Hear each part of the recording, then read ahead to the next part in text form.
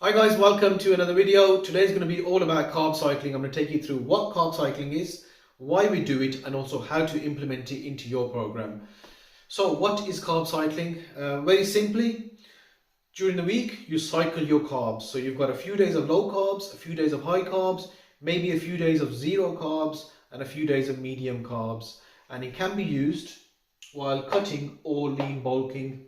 So when cutting, it's a great way to keep as much muscle as possible whilst losing body fat. Now, obviously you have to be in a calorie deficit. Calories are king. So calorie deficit is a must. You can't carb cycle while consuming excessive calories. That's just not going to work. But if you're in a calorie deficit, on the low carb days, you're burning fat. And then on the high carb days, you're giving your metabolism a boost.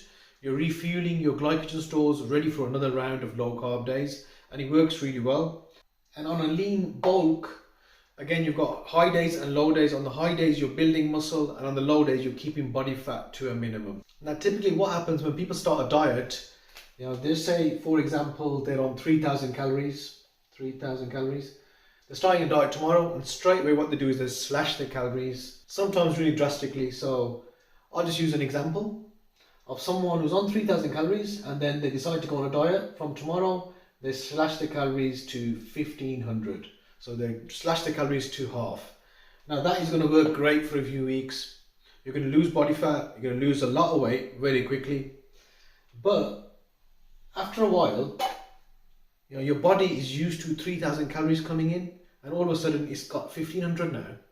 So after about a week or two, it thinks, what the hell's going on here? Where's all that extra food? Are we in a famine? And what happens is that the body starts holding on to the fat. And then you've got to slash the 1,500 calories even lower to 1,000 maybe. And that same process happens again. You lose fat for a bit. And then after a week or two, your body starts holding on to that fat. And then you slash it again to 500 calories. It's not really sustainable. And when people do this approach, typically they just lose muscle and fat at the same time. So, they start off here, lose weight, but they've lost a lot of muscle. So when they get to here, they're skinny fat. So they've lost a bit of weight, but they're still holding on to a lot of fat.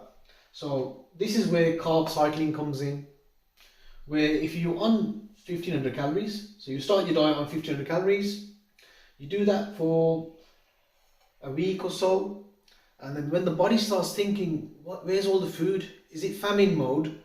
Then you give yourself a boost of high carb days.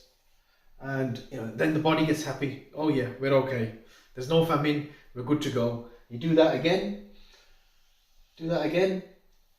For 3, 4, 5, 6 days, however long you can get away with it. And again, the body starts thinking, hey, what's going on, man? Where's the food? And that's when you give it a boost of high carbs again.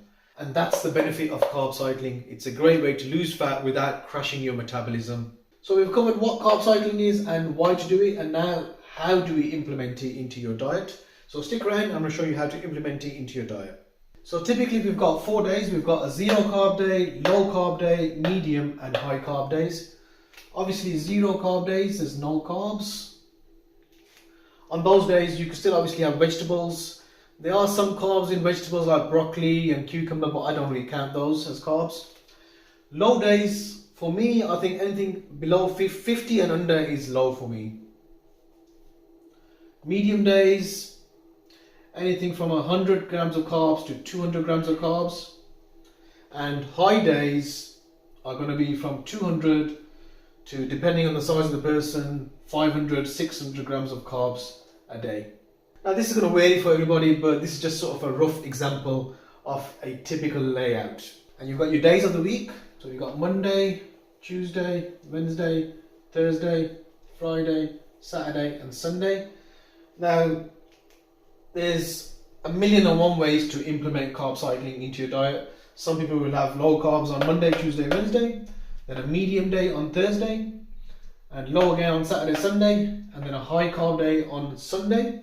Some people will do low carbs Monday to Saturday, and then a high carb day on Sunday. Or even some people will, you're training on Monday and Tuesday, you have Wednesday off, no training. Thursday, Friday you're training, and then Saturday, Sunday you're off. And some people will have high carbs on the training days, and then low carbs or even zero carbs on the non-training days. So there's tons of ways to implement this, and it's something that each and every one of you guys has to play around with and find out what works best for you. Now you've got your macros, which is proteins, carbs and fats, and then obviously calories at the end. Now if you want to keep your calories the same, on your low carb days you can either increase the fats or increase the protein, so the calories are the same, they don't change. Now some people will, on low carb days, they'll increase the fats, keep the protein the same, and some people will increase the protein and keep the fats the same. A lot of ways to do it, depends what works best for you. Or you could even calorie cycle, so you keep the protein and the fats the same, and on the low carb days you're actually having low carbs and low calories because you're not replacing those calories with proteins or fats. And then on the high carb days you've got an excess of calories. So that is a carb cycling and a calorie cycling diet.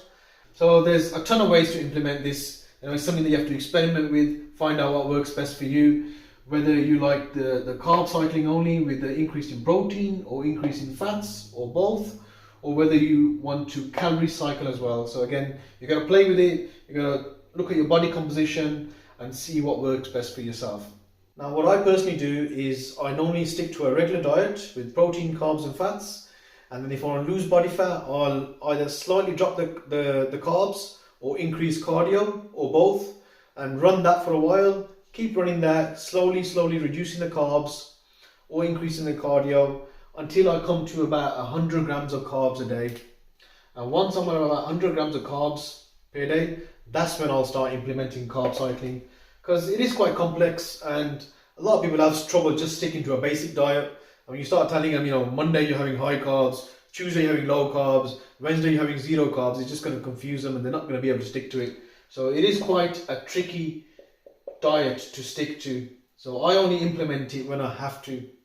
So myself, the last time I started carb cycling, I was on 150 grams of protein, and when my carbs got to 100, fats were around 50.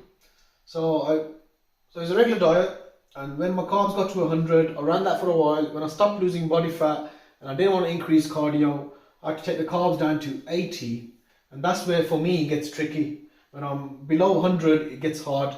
And that's when I implement carb cycling. So what I did was 6 days a week, I'll have 150 grams of protein, 50 grams of fats. They didn't change. But instead of having 80 grams of carbs, so I was on 100, I dropped it to 80. But instead of having 80, I had 50 grams of carbs 6 days a week. So I'm saving 30 grams of carbs. And then on the Sunday, I had a nice refeed day. So still 150 grams of protein, still 150 grams of fats. And then on a Sunday, I added up all those 30 grams of carbs that I saved during the week, which was 180 grams plus the 50 grams I'm supposed to be having. So that was 230 grams of carbs on a Sunday. So 6 days a week, 50 grams of carbs, and then a nice refeed, high carb day on Sundays with 230 grams of carbs. Refill my glycogen stores, make me feel good, and then back to another round of dieting on the following Monday. Now if you're lean bulking and you start to notice that you're gaining a lot of fat, then you can start implementing carb cycling as well to keep getting bigger whilst keeping the fat levels down. And I'll use myself as an example again. So currently I am bulking and I'm on 150 protein, carbs is 300 and fats is around 50. And if I start to notice that I'm getting a bit fatter and I'm wanting to implement carb cycling, there's a lot of ways to do it. But just say I'm training 5 days a week and keep the carbs at 300 on the 5 days, and on the 2 days that I'm off, I can drop it down to 150 to 200 and see how that goes. And if I'm not gaining weight, if I'm losing too much weight, I can increase the carbs on the training days to maybe 350 and see how that goes for a while. You just gotta play around with it.